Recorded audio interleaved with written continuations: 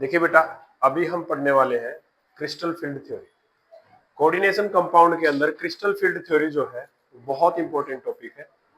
आपके एग्जाम में, चाहे कॉम्पिटिटिव एग्जाम हो, चाहे सीबीएसई बोर्ड एग्जाम हो, चाहे हरियाणा बोर्ड का एग्जाम हो, ये बहुत इंपॉर्टेंट टॉपिक है। तो हम पढ़ेंगे क्रिस्टल फील्ड थ्योरी। तो क्या है क्रिस्टल फील्ड थ्योरी के अंदर, बेसिकली समझें। मेटल होती है, कोई भी मेटल लिया, उसके अपने इलेक्ट्रॉन्स होते हैं। ओके, मेटल यहां पर बेसिकली ये मेटल अपनी नॉर्मल स्टेट में है, और मेटल जब अपनी गैसीय स्टेट में आती है, यहां मेटल अपनी कौन सी स्टेट में आ गई है, गैसीय स्टेट। और उसके बाद लीजेंड ने क्या किया, मेटल को अप्रोच किया। ठीक है, तो पहले मेटल थी नॉर्मल स्टेट में, गैसीय स्टेट में आई। उसके बाद लीजेंड्स ने जब मेटल को अप्रोच किया, तो इस तरीके से कोऑर्डिनेट कॉम्प्लेक्स जो है वो बना लेती है मेटल। यहां पर मेटल क्या बना लेगी, कोऑर्डिनेट कॉम्प्लेक्स बना लेती है। ये आपके लीजेंड्स होंगे। ठीक है, तो अब आपको एक बात पता होना चाहिए, according to crystal field theory, CFT के अकॉर्डिंग होता क्या है, आपको मेटल के जो डी ऑर्बिटल के इलेक्ट्रॉन्स हैं वो किस तरीके से होते हैं, इस तरीके से होते हैं, अलोंग एक्सिस वाले। ओके, ये कौन से होंगे, अलोंग एक्सिस, जिसको हम कहते हैं d x square minus y square और डी जेड स्क्वायर के इलेक्ट्रॉन्स इसमें मिलेंगे अलोंग एक्सिस में। और दूसरी तरीके के कहा होते हैं, बिटवीन एक्सिस। दूसरी तरीके के कहा होते हैं, बिटवीन एक्सिस। यहां हो गया, यहां हो गया, और ये यहां पर हो गया, बिटवीन एक्सिस। तो जो ये बिटवीन एक्सिस बताए हैं मैंने, जो बिटवीन एक्सिस बताए हैं, ये कौन कौन से हैं, d x y, d y z और डी जेड एक्स। ओके, इस तरीके का मेटल का डी ऑर्बिटल के इलेक्ट्रॉन्स जो हैं वो होते हैं, उनके लूप होते हैं इस तरीके से। अब जो लीजेंड जो है, कोई भी लीजेंड है, वो मेटल के डी ऑर्बिटल के इलेक्ट्रॉन्स के साथ अप्रोच करता है। यानी क्या होता है, पहले मेटल के गैसीय स्टेट थी, यहां पर मेटल के यहां d x y, d y z और डी जेड एक्स के इलेक्ट्रॉन्स थे। ओके, तो बेसिकली मैं एक और आपको अच्छे तरीके से बताता हूं। मान लीजिए आपके पास D4 की कोई मेटल है, केस हमने पढ़ा है क्या, ऑक्टाहेड्रल का केस। ऑक्टाहेड्रल के केस में कोई मेटल D4 की स्टेट में, पहले तो मेटल के D4 के इलेक्ट्रॉन 1 2 3 4 इस तरीके से 4 इलेक्ट्रॉन फिलअप थे। जब मेटल की गैसीय स्टेट आई, तो इस मेटल के 1 2 3 4 1 2 3 4, ये मेटल के गैसीय स्टेट की बात हो रही है। तो यहां पर मेटल के d x y, d y z, d z x, d x square minus y square और डी जेड स्क्वायर के इलेक्ट्रॉन जो है उनकी एनर्जी थोड़ा हाई हो जाती है। कब, in gaseous state, in gaseous state energy high हो जाती है। उसके बाद क्या होता है, जब लीजेंड्स इससे अप्रोच करते हैं, तो आपका ये मेटल के कौन से डीजेनरेट ऑर्बिटल्स है, डीजेनरेट क्या है ये, डीजेनरेट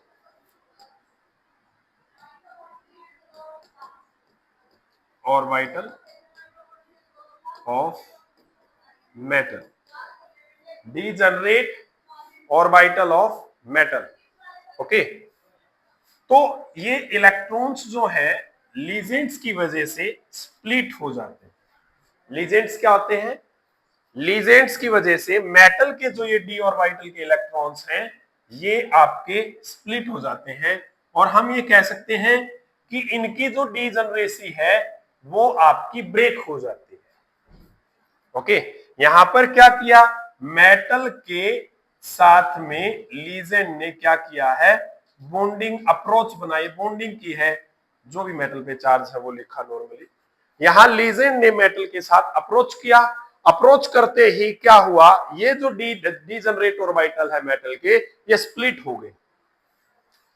अच्छा जी, ऑक्टाहेड्रल केस में ये T2Z और EZ लेवल में स्प्लिट हो जाते हैं, T2Z और EZ लेवल में स्प्लिट हो जाते हैं।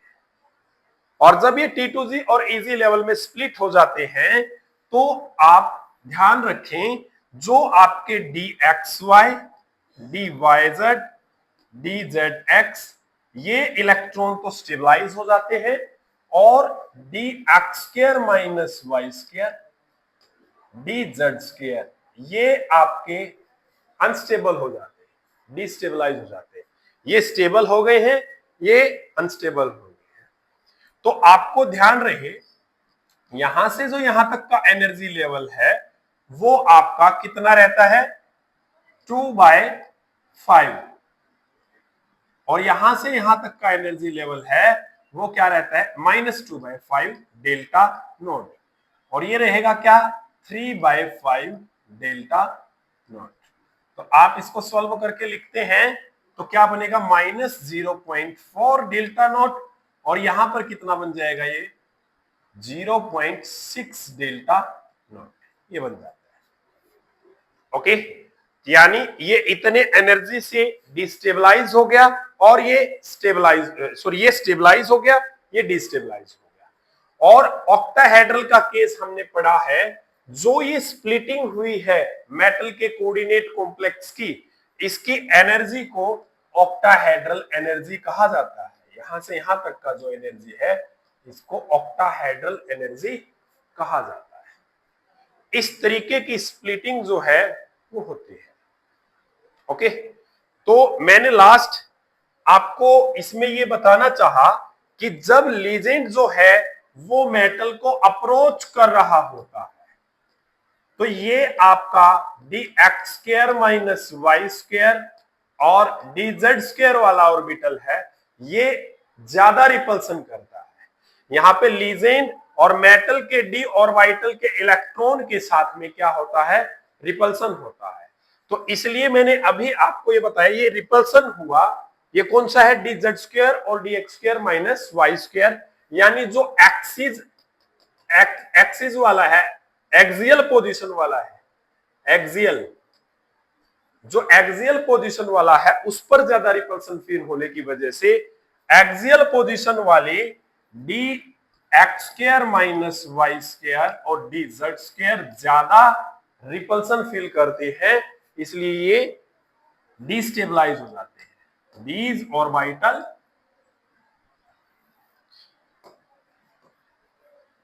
क्या बताया मैंने, these orbital feel high repulsion with lesions, so they destabilize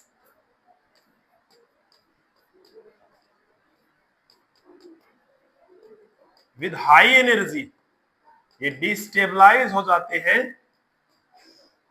high energy की फॉर्म में।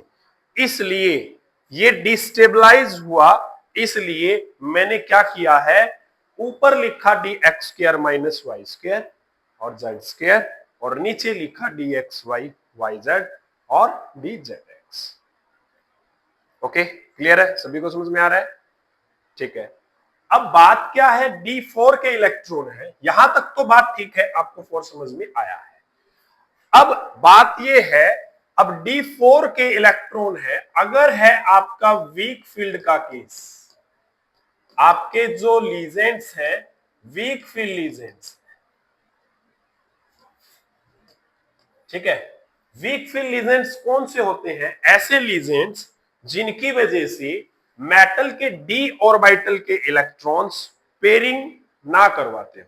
अभी बताएंगे आपको। तो यहां पर क्या हुआ आपका, ये 4 के 4 इलेक्ट्रॉन वीक फील्ड लीजेंड के केस में इस तरीके से फील किए जाते हैं।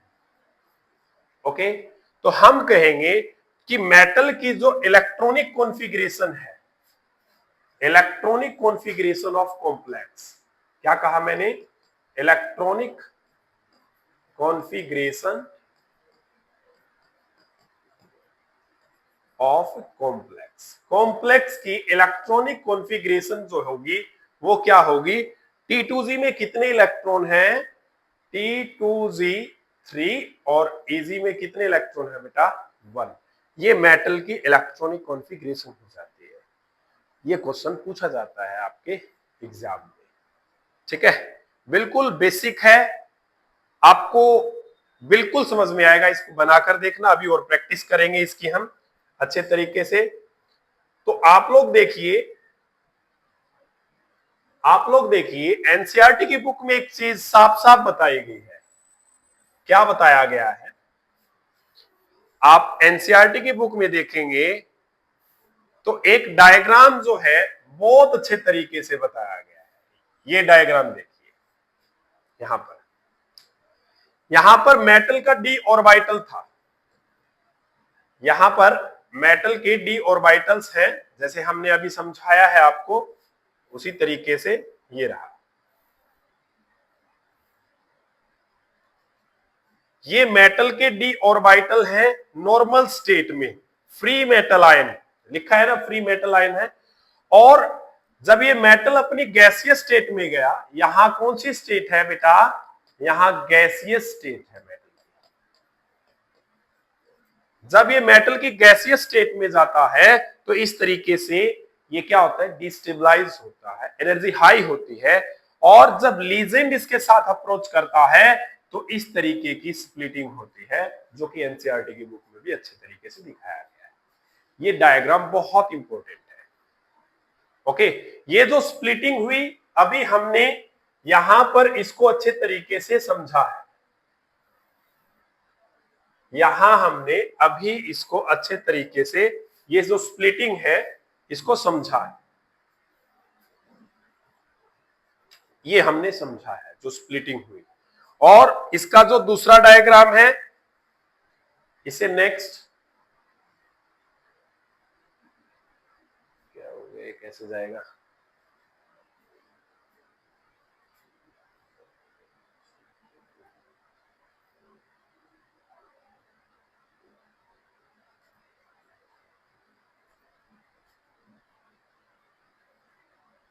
नीचे क्यों, कैसे जाएगा ये?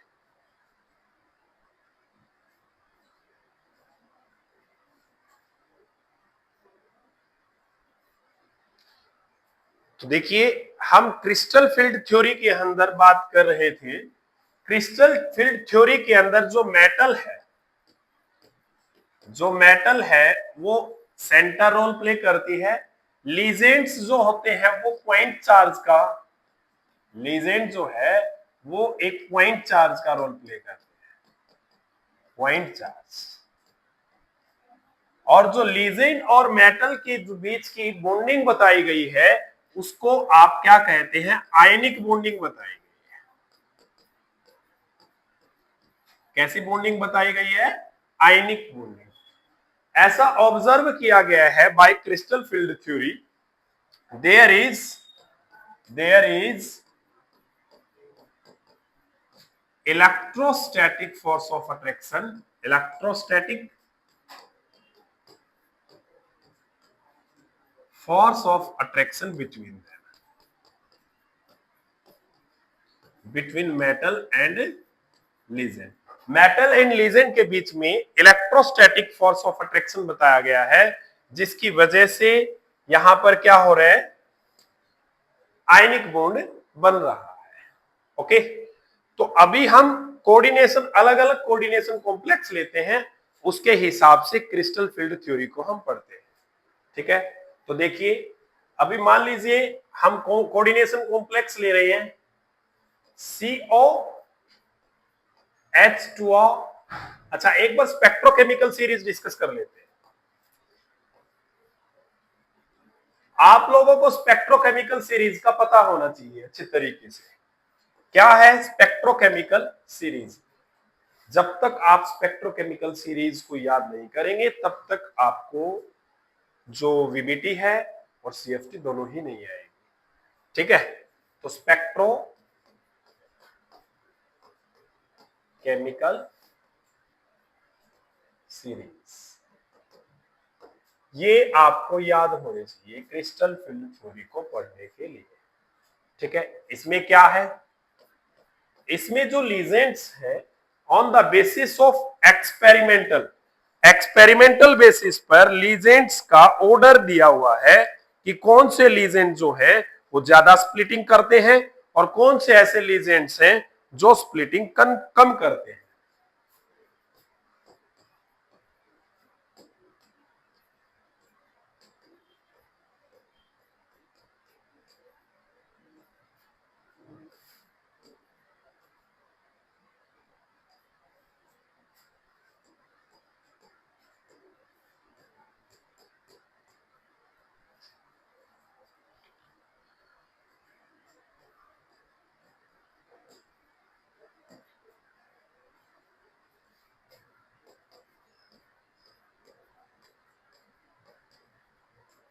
ये ऑक्सालेटो आएगा, ऑक्सालेटो के बाद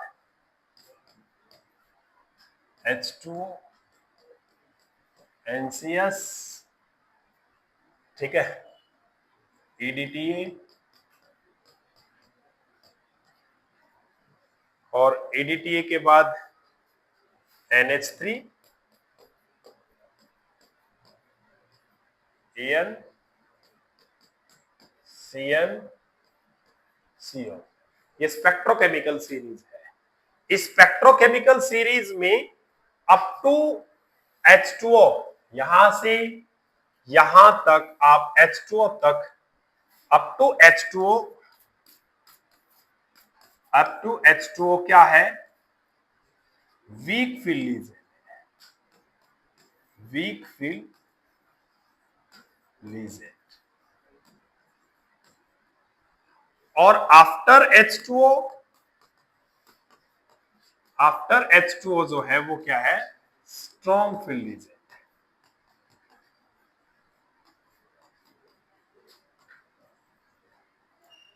क्या करते हैं ये वीक फील्ड लीजेंड्स, समझना इस बात को। मान लीजिए मेटल का D4 इलेक्ट्रॉन्स और हमने इस तरीके से D4 इलेक्ट्रॉन को स्प्लिट किया था। D4 इलेक्ट्रॉन है, D4 इलेक्ट्रॉन को T2G और EG एनर्जी लेवल में स्प्लिट होगा। तो अगर केस है स्ट्रॉन्ग फील्ड का, नेक्स्ट स्लाइड में पढ़ो, D4 स्ट्रॉन्ग फील्ड,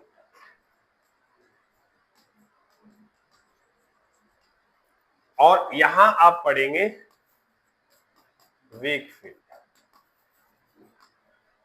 तो आपकी D4 की जो मेटल है, पहले इलेक्ट्रॉन्स जो थे आपके 1 2 3 4 ऐसे फिलअप थे, 1 2 3,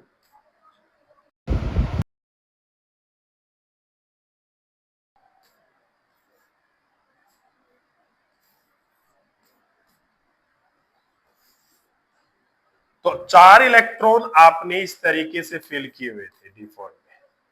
तो आपका जो T2G एनर्जी लेवल है और ये EG एनर्जी लेवल है, तो इसमें आपने इलेक्ट्रॉन को ऐसे फिल किया था, वीक फील्ड के केस में इस तरीके से किया था। और आपने क्या बताया, इसकी इलेक्ट्रॉनिक कॉन्फ़िगरेशन क्या बन गई है, इलेक्ट्रॉनिक कॉन्फ़िगरेशन बन गई है T2G3 और AG1। और यही बात मैं अगर स्ट्रॉन्ग फील्ड के केस में पढ़ रहा हूं, तो स्ट्रॉन्ग फील्ड के केस में क्या होगा, स्प्लिटिंग ऑफ एनर्जी जो है, जो ये स्प्लिटिंग है ये इंक्रीज हो जाती है। ओके, क्योंकि स्ट्रॉन्ग फील्ड जो करता है वो आपका ज्यादा रिपल्सन देता है मेटल के डी इलेक्ट्रॉन्स के साथ। आप लोगों को पता होना चाहिए जो मेटल है उसके मैंने आपके डी इलेक्ट्रॉन्स बनाए थे इस तरीके से, जो बिटवीन द एक्सिस बताए थे, अलोंग द एक्सिस बताए थे। ये अलोंग द एक्सिस है, ये बिटवीन द एक्सिस है। जो लीजेंड्स आते हैं, ये लीजेंड्स मेटल के इन इलेक्ट्रॉन्स के साथ में हाई रिपल्सन करते हैं, हाई रिपल्सन करते हैं। कौन से वाले? स्ट्रॉन्ग फील्ड के लीजेंड जो होते हैं वो हाई रिपल्सन करते हैं, जिस वजह से जो ये स्प्लिटिंग है ये आपकी ज्यादा होती है स्ट्रॉन्ग फील्ड। ओके, तो ये स्प्लिटिंग ज्यादा हुई, इस वजह से यहां पर 4 इलेक्ट्रॉन आप भरने लगे, तो 3 ऐसे भरने के बाद 4th इलेक्ट्रॉन आपका यहीं पर भरा जाता है। ठीक है, तो ये आपका T2G लेवल है, ये इजी लेवल है। तो इसमें क्या इलेक्ट्रॉनिक कॉन्फ़िगरेशन आपकी बोलेंगे? आप कहोगे सर T2G फॉर इजी 0। इसकी इलेक्ट्रॉनिक कॉन्फ़िगरेशन ये है और इसकी इलेक्ट्रॉनिक कॉन्फ़िगरेशन ये है। ये पता चल गया है कि ये स्प्लिटिंग आपकी ज्यादा क्यों हुई, यानी ये जो डेल्टा नोट होगी ये आपकी ज्यादा होगी और ये डेल्टा नोट जो होगी ये आपकी कम होगी। वीक फील्ड के केस में आपकी D4 की कम होगी और D4 अगर स्ट्रॉन्ग फील्ड लिया है लीजेंड हमने, वो ज्यादा होगी क्योंकि ज्यादा रिपल्सन होगा मेटल के और लीजेंड्स के इलेक्ट्रॉन्स के बीच में, इसलिए ये इस तरीके से हो रहा है। ओके, एक बात आप लोगों को ये समझ में आ गई है। तो और एक दो बात डिस्कस कर लेते हैं, इसके साथ ही हम और बात डिस्कस कर लेते हैं।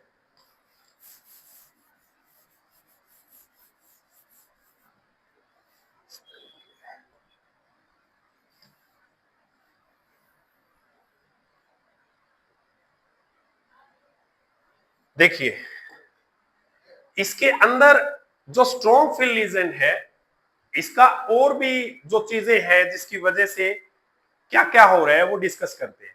स्ट्रॉन्ग फील्ड लीजेंड में आप लोगों ने देखा है जो पेयरिंग हुई है, ये पेयरिंग हुई है और यहां पर कोई भी पेयरिंग नहीं हुई, तो हम कहेंगे कि जो आपकी ऑक्टाहेड्रल एनर्जी है वो ज्यादा है, इस वजह से क्या हो गई है? पेयरिंग हो गई।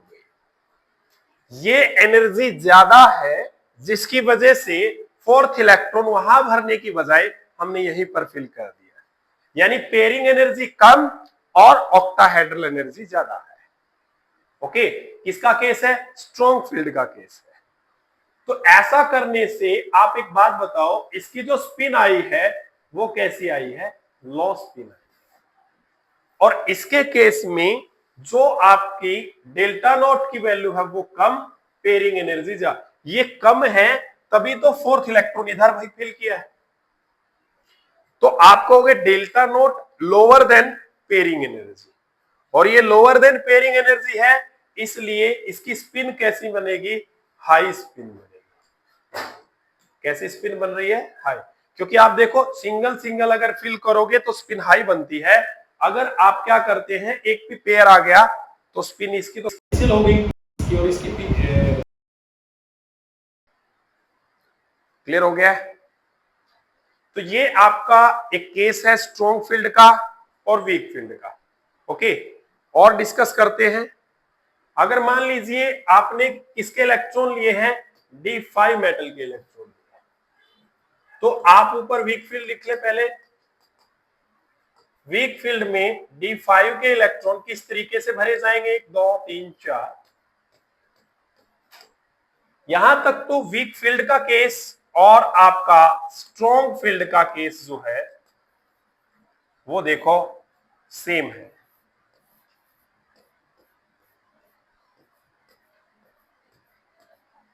ये D5 है, स्प्लिटिंग हुई,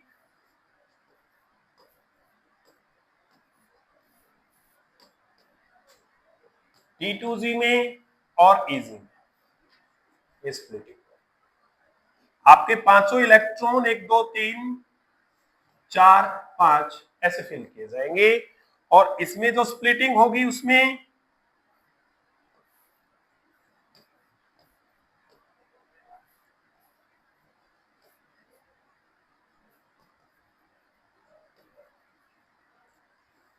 आपके पांचों इलेक्ट्रॉन 1 2 3 4 5। इसमें इलेक्ट्रॉनिक कॉन्फ़िगरेशन क्या बन जाएगी आपकी? इलेक्ट्रॉनिक कॉन्फ़िगरेशन T2G 3 Eg2, और इसमें क्या बनेगी इलेक्ट्रॉनिक कॉन्फ़िगरेशन? T2G 5 Eg0। तो आपको इलेक्ट्रॉनिक कॉन्फ़िगरेशन का केस समझ में आ गया होगा कि किस तरीके से इलेक्ट्रॉनिक कॉन्फ़िगरेशन होगी। एक आप D7 का केस और ले लीजिए, D7 का केस ले लीजिए, ये वीक फील्ड के लिए, और D7 स्ट्रॉन्ग फील्ड के लिए।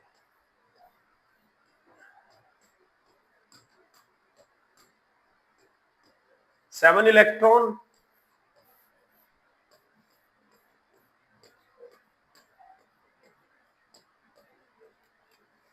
आपको ये तो पता होगा ना, यहाँ dxy है, dyz है, dzx है, dx square minus y square है, dz स्क्वायर है। यहाँ तो डिजनरेट लेवल में स्प्लिटिंग हुई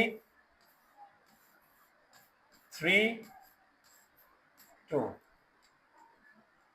तो इधर आपके 1 2 3 4 5 6 7 इलेक्ट्रॉन इस तरीके से किए गए, और जब इसमें स्प्लिटिंग होगी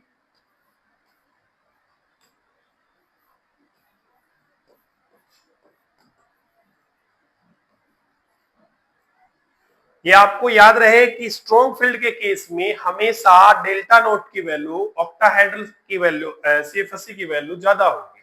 वो अभी हम डिस्कस करेंगे धीरे धीरे करके। देखो 7 इलेक्ट्रॉन है, 1 2 3 4 5 6 7। तो यहां पर इलेक्ट्रॉनिक कॉन्फ़िगरेशन आपकी क्या होगी? T2G 5 Eg2, T2G 5,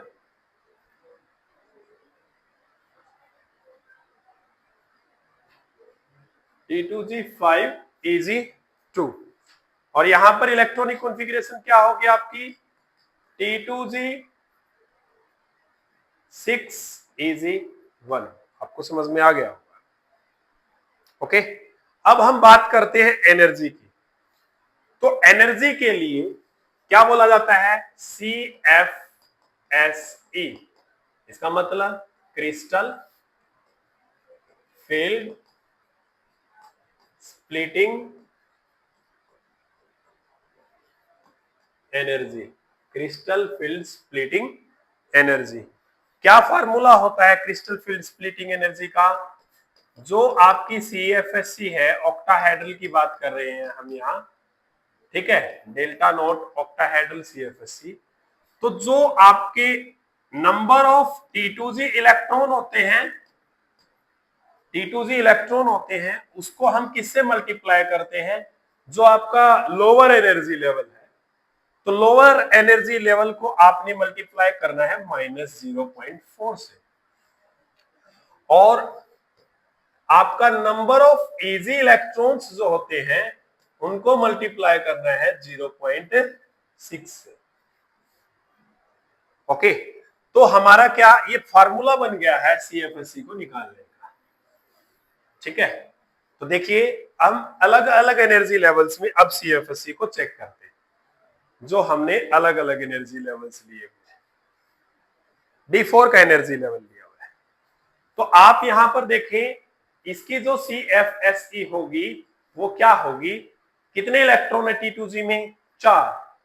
मैंने बताया था T2G के इलेक्ट्रॉन 4 इंटू कितने से मल्टीप्लाई करना होता है, यानी ये बैरी सेंटर से कितना नीचे होता है? -0.4, और ये कितना है? 0.6। ये कितना है? 0.6। ये कितना है? -0.4। तो यहां पर 4 को किससे मल्टीप्लाई करोगे? -0.4 से। प्लस 0.6 को किससे करोगे? 0 से। तो इसकी CFSE कितनी आ गई? -1.6 डेल्टा नोट। ये स्टेबलाइज हुआ है, स्टेबलाइज हुआ है, एनर्जी रिलीज हुई है, ठीक है। और अगर आप इसके केस में लोगे, वीक फील्ड के केस में लोगे, तो यहां पर कितना आएगा? T2G के इलेक्ट्रॉन 3 है, तो आप CFSE लिखें, कितना आएगा? 3 इंटू -0.4 प्लस 0.6 इंटू 1, तो कितना बना आपका -1.2 प्लस 0.6 माइनस 0.6 डेल्टा नोट। अच्छा एक बात और, यहां पर एक इलेक्ट्रॉन पेयर भी हुआ है, तो इसके साथ में यहां पेयरिंग एनर्जी भी लिखी जाती है। तो इसकी तो CFSC की वैल्यू है ये, और इसमें CFSC की वैल्यू बनी है ये। तो ये CFSC की वैल्यू जो है इन दोनों के कंपैरिजन में ज्यादा है, क्योंकि ये ज्यादा डिस्टेबलाइज हुई है। मतलब कहने का आप ये सोचे, आप ये ना जाए न्यूमेरिकल वैल्यू पे -1.6, आप ये जाए कि ये अपने इस लेवल से इतना स्टेबल हुआ, ये इतना स्टेबल हुआ कि -1.6 तक गया, और ये -0.6 तक गया। तो आप -1.6 से लेकर ऊपर तक का और -0.6 से लेकर ऊपर तक का ग्राफ देखेंगे तो ये एनर्जी ज्यादा है, इसमें पेयरिंग एनर्जी भी है। ओके, तो ये इसकी CFSC आ गई। अब आप इसकी निकालना चाहो, अगर आप इसकी CFSC निकालना चाहो तो क्या निकलेगी? T2G के इलेक्ट्रॉन कितने हैं? 3, -0.4 प्लस में इसके इलेक्ट्रॉन कितने हैं? 2, 0.6 -1.2 प्लस में 1.20। ओके, अब इसकी चेक करते हैं CFSE। इसकी चेक करेंगे तो कितना बनेगा? कितने इलेक्ट्रॉन? 2 2 4 और 1 5, 5 इंटू -0.4 प्लस में 0 इंटू 0.6 -2.0, और कितनी पेयरिंग एनर्जी लिखो इसके साथ में? इसकी वजह से पेयर कितने हो गए हैं? 2, यानी 2p।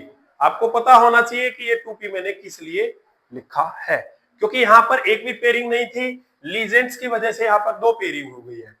यहां पर पेयरिंग नहीं थी तो यहां पर भी पेयरिंग नहीं है, इसलिए उसके अंदर पेयरिंग एनर्जी मैंने नहीं लिखा। इसी तरीके से आप इनका निकाल सकते हैं। तो इसका CFSC की वैल्यू कितना आएगी? CFSC की वैल्यू 5 को मल्टीप्लाई करो -0.4 प्लस 2 इंटू 0.6 -2.0 प्लस में 1.2, यानी कि आपकी कितनी बच गई? -0.8 डेल्टा नॉट। इसका केस लोगे तो CFSC इसकी कितनी आएगी? इसकी CFSC आपकी 6 इलेक्ट्रॉन है, 6 इंटू -0.4 प्लस में 1 into 0.6 -2.4 plus 0.6 -1.8 delta not, plus pairing energy कितनी है?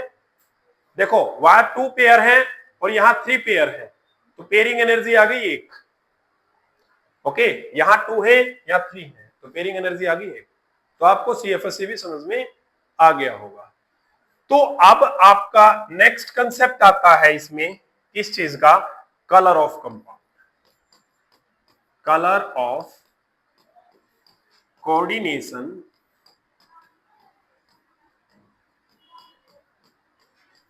कंपाउंड।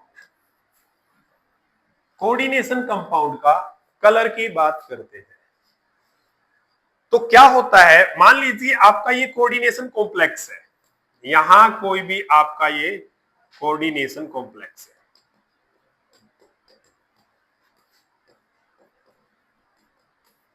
और क्या करते हो? आप इसके ऊपर लाइट डालते हैं, आप कोई भी व्हाइट लाइट इसके ऊपर डालते हैं, तो आपका जो कोऑर्डिनेशन कॉम्प्लेक्स के अंदर मेटल का जो इलेक्ट्रॉन है वो उसके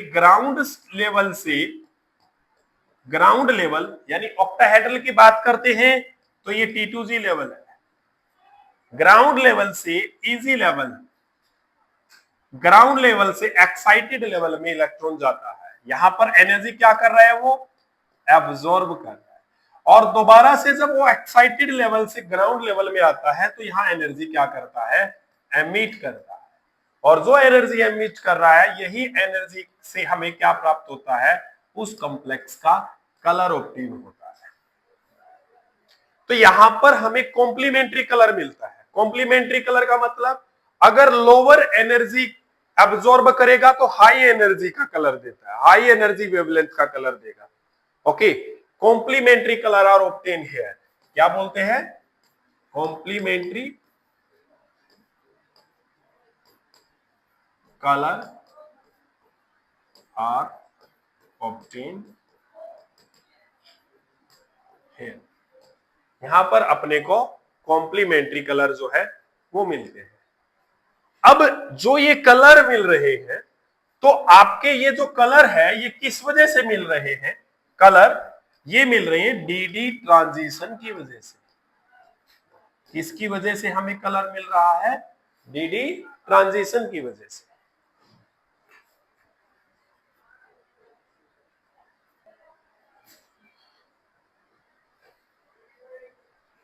देखिए हम जो बात कर रहे थे,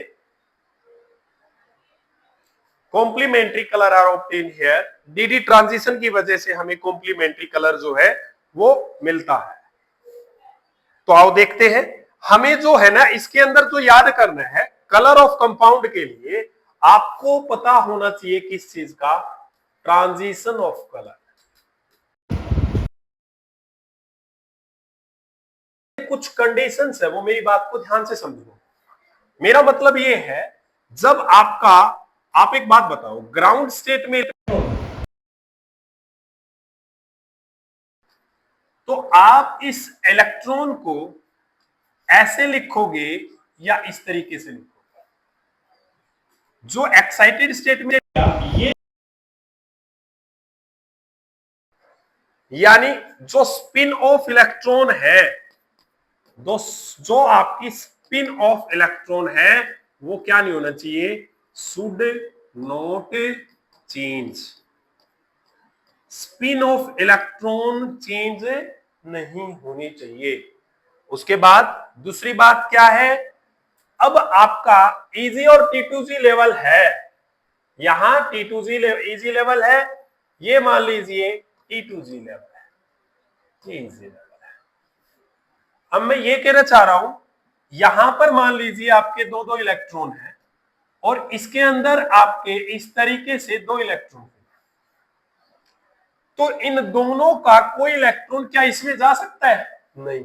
क्यों नहीं जा सकता, यहां ट्रांजिशन क्यों नहीं हो सकती, ये कंप्लीट फील्ड है, यहां ट्रांजिशन नहीं होगी, यहां ट्रांजिशन नहीं होगी, यानी there should vacant space, okay, in e g orbital. तो यहां का कोई भी इलेक्ट्रॉन इसमें तो जा सकता है, और वो भी यही वाला इलेक्ट्रॉन, लोअर स्पिन वाला इलेक्ट्रॉन जा सकता है। क्यों, अपर स्पिन के लिए तो जगह ही नहीं है, यानी अगर ये इस तरफ की स्पिन वाला जाएगा तो दोनों इलेक्ट्रॉन ऐसे बन जाएंगे, ये पॉसिबिलिटी नहीं होनी चाहिए, इसके साथ तो ये पॉसिबिलिटी चलेगी, okay, spin change not allowed. तो यहां पर ये ट्रांजिशन अलाउड है, ये ट्रांजिशन इसकी अलाउड नहीं है, ओके। तो अभी हम देखते हैं अलग अलग जो आपने ट्रांजिशंस पढ़ी है उनके हम कलर की बात करते हैं, किस वजह से किसमें कौन सा कलर आएगा इसकी बात करते हैं। इसमें ट्रांजिशन कौन सी होगी, मेरा मतलब ये है यहां पर ट्रांजिशन कौन सी है ये हमें पता करना है। देखो यहां पर आपका T2G में कितने इलेक्ट्रॉन है, T2G में 4 इलेक्ट्रॉन है, और EG में कितने इलेक्ट्रॉन है, 0। तो इन चारों में से कोई भी इलेक्ट्रॉन ऊपर ट्रांजिशन में जा सकता है, तो आप लिखोगे T2G 4 EG0 टू T2G 3, एक कम हो गया और कहां चला गया, EG1। इस ट्रांजिशन की वजह से इसका कलर जो है वो हमें मिलने वाला है, ये जो ट्रांजिशन लिखी है इसकी वजह से अपने को अपना कलर मिलने वाला है, ओके। तो ये हमारे कलर की बात इसके केस में हुई। अब इसके केस में हम कलर की बात करते हैं, तो देखो इसमें ट्रांजिशन कहां से कहां होगी, तो ये देखिए आप यहां पर क्या लिखेंगे, T2G इलेक्ट्रॉनिक कॉन्फ़िगरेशन के हिसाब से T2G 3 और AG में क्या है, 1। तो आप एक बात खुद बताइए, ये इलेक्ट्रॉन ट्रांजिशन करके कहां जा सकता है, यहां पर जा सकता है, इधर नहीं आ सकता, अप स्पिन है। तो ये यहां से आपकी ट्रांजिशन क्या बनेगी, T2G 3 की जगह 2 बन गया और EG क्या बन गया, 2, ये बन जाएगी आपकी ट्रांजिशन। इसकी वजह से आपका जो कलर जो है वो आने वाला है। ठीक है, इसकी वजह से आपका कलर आने वाला है। नेक्स्ट देखिए, यहां पर कलर का देखिए क्या ट्रांजिशन रहेगा। तो ये है आपका T2G3 और EG2। कहां जाएगा यहां? इसमें ट्रांजिशन होगी? मुझे तो नहीं लग रहा कहीं पर भी होगी। अगर ट्रांजिशन नहीं होगी तो यहां कलर ट्रांजिशन की वजह से नहीं आएगा, कलर आएगा हीट करने पर। ओके, तो T2G3 से यहां पर कोई भी ट्रांजिशन जो है, या आप कह सकते हैं T2G2 और EG3, ये पॉसिबल नहीं है। तो यहां कलर किसकी वजह से आएगा? On heating. On heating it give colour. Heat करने पर ये क्या देगा बेटा? आपको कलर देगा। ओके, अब बात कर लेते हैं इसकी। तो यहां पर क्या बनेगी ट्रांजिशन? T2G5 EG0 से T2G4 EG1। यहां से कोई भी एक इलेक्ट्रॉन ऊपर आ जाएगा, ये ट्रांजिशन होगी।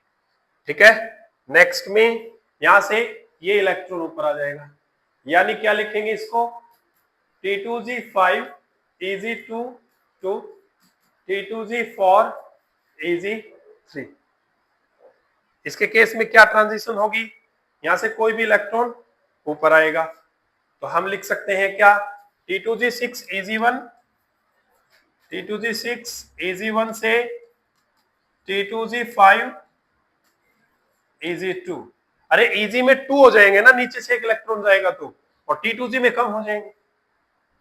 ठीक है, समझ आ गया होगा आप लोगों को? ठीक है जी, ये अपनी कलर की बातें हो गई है।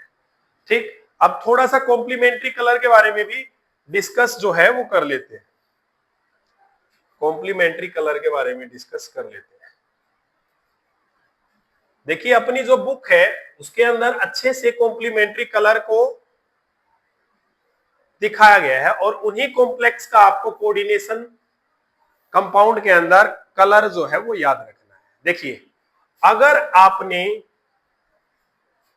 आपने येलो कलर की लाइट एब्जॉर्ब की है, अगर आपने येलो एब्जॉर्ब की है,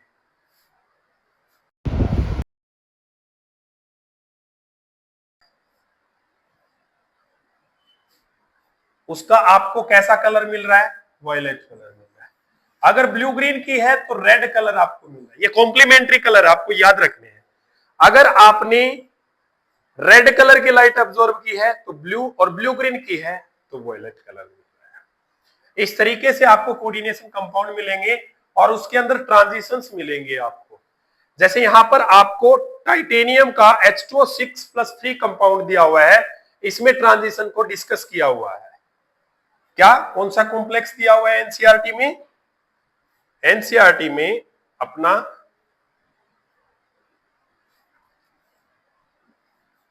ये कॉम्प्लेक्स है, titanium H2O6+3।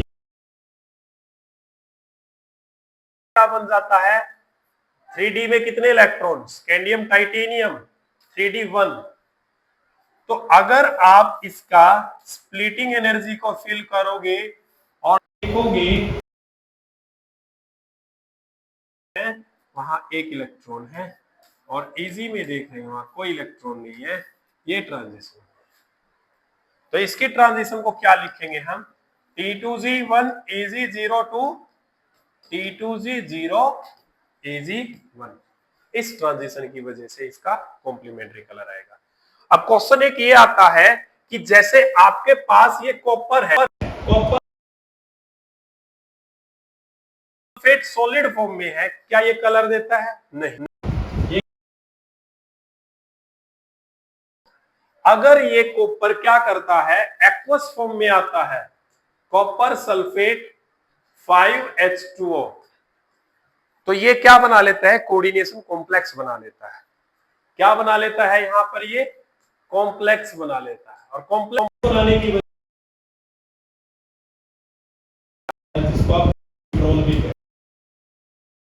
Okay, blue colour आता है यहाँ पर इसका। यहाँ क्या होती है डीडी ट्रांजिशन में ट्रांजिशन